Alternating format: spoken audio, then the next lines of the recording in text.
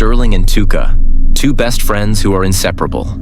Sterling is a talented track runner with big dreams of earning a college scholarship, and Tuka is her biggest supporter.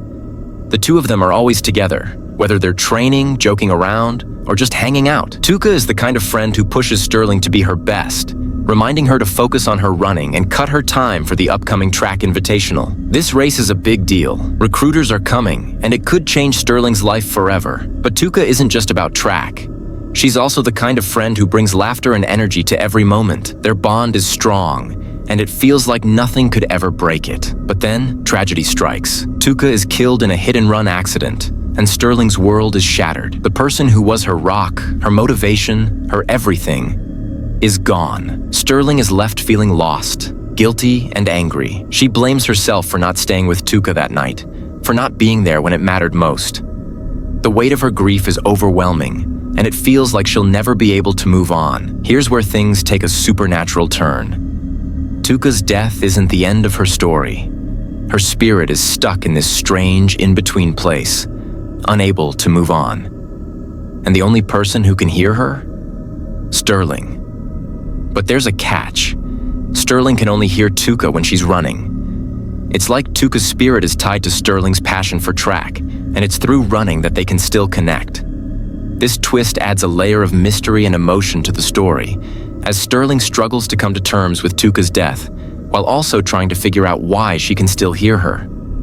Sterling isn't just grieving. She's determined to find out who killed Tuka. She knows it was a hit and run, but the cops aren't doing much to solve the case. So Sterling takes matters into her own hands. With Tuka's spirit guiding her, Sterling starts piecing together clues. She finds out the car involved was a green Caprice, and she tracks it down to a shady auto shop called Lex Custom Auto. This leads to a tense confrontation with the car's owner, who isn't just some random stranger. He's connected to Sterling's world in ways she never expected. Sterling's determination to get justice for Tuka drives her forward, even when the odds seem stacked against her. While all this is going on, Sterling is still training for the big invitational. But it's not easy. She's grieving, she's distracted, and she's dealing with the emotional weight of hearing Tuka's voice in her head. But Tuka isn't about to let Sterling give up. She's still pushing Sterling to be her best, even from beyond the grave. There's this one scene where Sterling is running, and Tuka's voice is coaching her every step of the way. It's intense, emotional, and kinda spooky all at the same time. Tuka's like, "Bring your arms in, breathe, you can do this." And Sterling is out there giving it everything she's got. Finally, the day of the invitational arrives.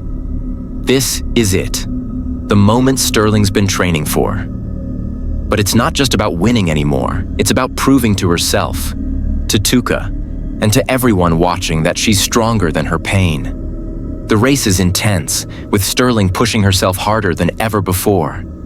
And just when it seems like she might not make it, she hears Tuka's voice one last time, urging her to keep going. Sterling crushes it. She finishes the race with her best time yet, and the recruiters take notice. But the real victory isn't the scholarship or the recognition. It's the fact that Sterling didn't give up. She honored Tuka's memory by staying true to herself and her dreams. As the movie winds down, Sterling and Tuka finally have a moment to say goodbye. It's heartbreaking, but it's also beautiful. Tuka tells Sterling how proud she is of her, and Sterling finally lets herself feel the love she's been holding back. They share this raw, emotional moment where Sterling admits how much Tuka means to her, and Tuka reassures her that she'll always be with her, even if she's not physically there.